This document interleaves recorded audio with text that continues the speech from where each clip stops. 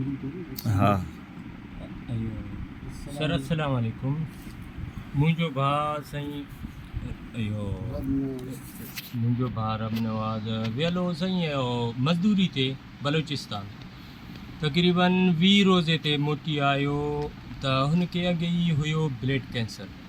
असांखे त ख़बर ई कोन हो त हिनखे पोइ उन खां अॻु में डॉक्टर हिते कयो वठी वियासीं, जेको डॉक्टर चयो त हिन जो हल्को टिली वधल आहे ऐं जेरे जो थोरो ख़राबी अथसि। पोइ दवा ॾिनो हिनखे, रमज़ान खां अॻु में ठीकु बि थी वियो, वरी रमज़ान में वियो कराची इन मज़दूरी ते। उन खां बाद 20 रमज़ान ते मोटी आयो जीअं घर, त इन पंहिंजे घरवारी शादीशुदा पंहिंजी घरवारी ते जीअं वियो अक्षरा लाइ, त पोइ इन जो नफ़्स जीअं उथियो त न फारिग थियो न ॿियो नफ़्स ईअं उथियो त बसि उते बीठल हो। पोइ ॿिए ॾींहुं असांखे शक का ॿुधाए बि न पियो। ॿिए ॾींहं ते असांखे ॿुधायो त मूंसां हीउ थी वियो मसइलो। पोइ असां उन डॉक्टर ते वठी वियासीं। असांजो पंहिंजे स्टाफ ते हिकिड़ो डॉक्टर हो, ॿ ॾींहं न झलियो असांखे, चए मां ई कंदुसि मसइलो हल, एतिरो मसइलो कोन्हे। ॿ ॾींहं ते असांखे इहो झलियो। इन खां बाद वरी न थियो इन सां साईं, वरी वियासीं नवाब शाह वॾे डॉक्टर ते हिकिड़े ते। पोइ उन वरी ॿुधायो असांखे बाबा हीउ थींदो रहंदो आहे, को ग़िज़ा खां थींदो आहे, ईअं थींदो आहे मसइलो। उहो बि असांखे न ॿुधायो। वरी दवा ॾेई मोटायो असांखे। वरी घर आयासीं साईं, तक़रीबन 4-5 ॾींहं जो दवा हो।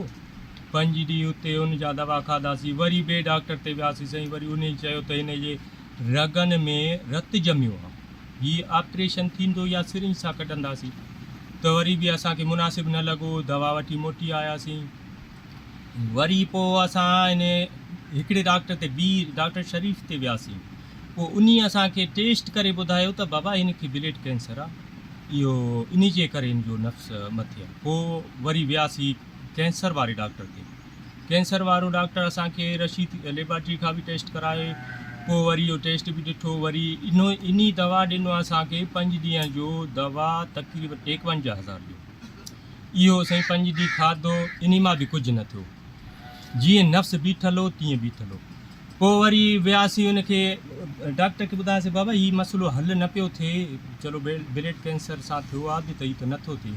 पोइ वरी हिन मोकिलियो असांखे ॿिए डॉक्टर ते, नफ़्स इहो रगनि वारे ते। पोइ हुन वरी असांखे चयो त बाबा हीउ थींदो ऑपरेशन।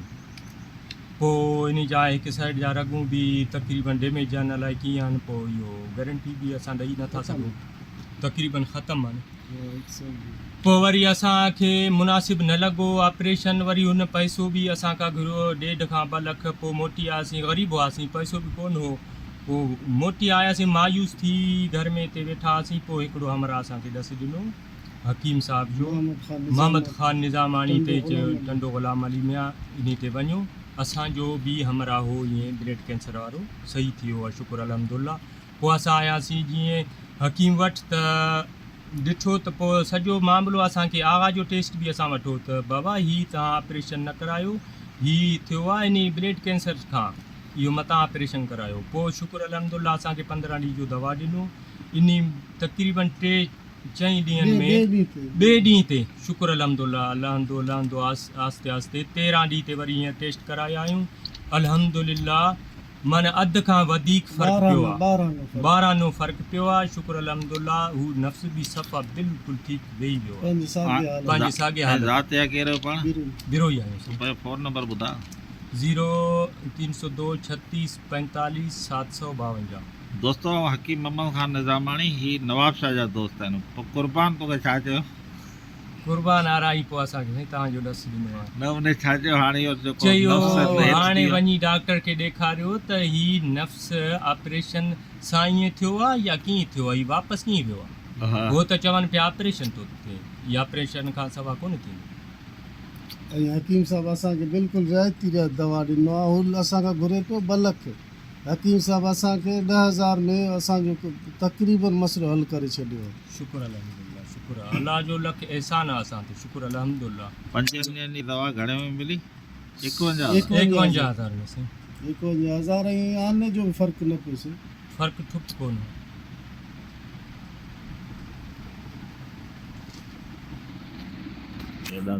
दोस्तो असां जो फ़तवा अचे पियो।